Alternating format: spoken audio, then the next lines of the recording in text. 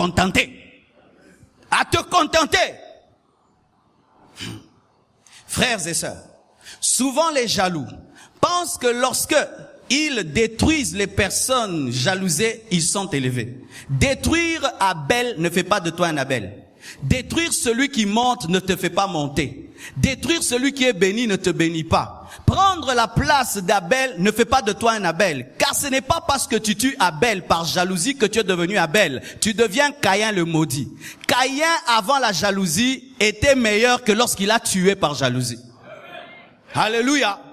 La jalousie est un signe de manque d'amour. Lorsqu'on a l'amour, on aime ce qui arrive à Abel. On est content. Pourquoi? Parce que tu deviens le grand frère du petit exaucé.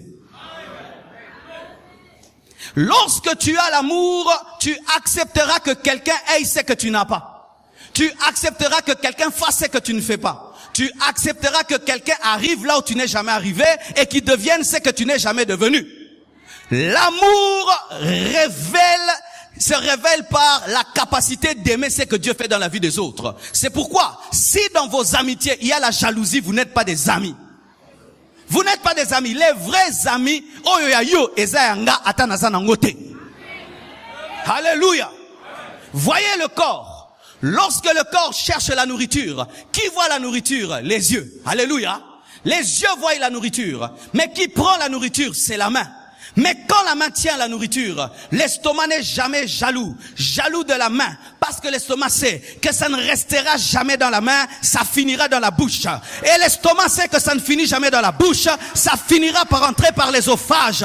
Pourquoi? Parce que le corps sait que ce qui est à la main est au corps, ce qui est aux yeux est au corps, et ce qui est à ton frère est à toi, parce que vous n'êtes pas dans des corps différents, vous êtes dans un même corps appelé l'église. Ce qui t'arrive m'arrive. Pourquoi? Nous sommes dans le même corps. Mais en attendant, c'est au niveau de la main. Oh, donne-moi un amen.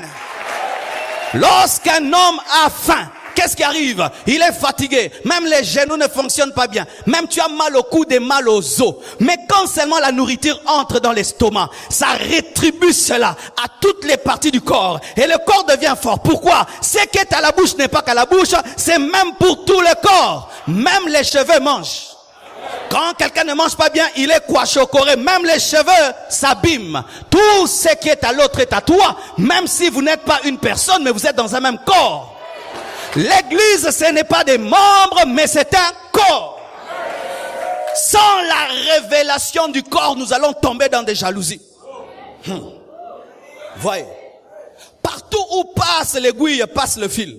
Mais il faut d'abord accepter que l'aiguille passe d'abord. Et pendant que l'aiguille passe, le fil dit avance encore, avance encore, avance encore. Mais lorsqu'on finit la couture, on ne garde jamais l'aiguille, parce que l'aiguille va faire mal à celui qui va porter. On ne laisse que le fil, mais le fil accepte que pendant un temps, l'aiguille puisse passer.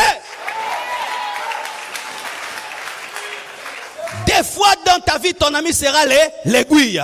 Ton frère sera l'aiguille. Ta femme sera l'aiguille. Sois content de ce qui lui arrive. Sois content de ce qui lui arrive. S'il fait ça, toi aussi tu feras ça. S'il fait ça, toi aussi tu feras ça. La couture dépend du mouvement de l'aiguille et du fil. Mais le problème souvent, nous nous opposons aux aiguilles. Ce n'est pas parce que nous prions tous le même jour que nous serons exaucés tous le même jour.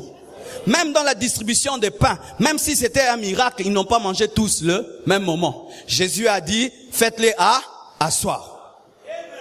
Maintenant, le panier a commencé à circuler.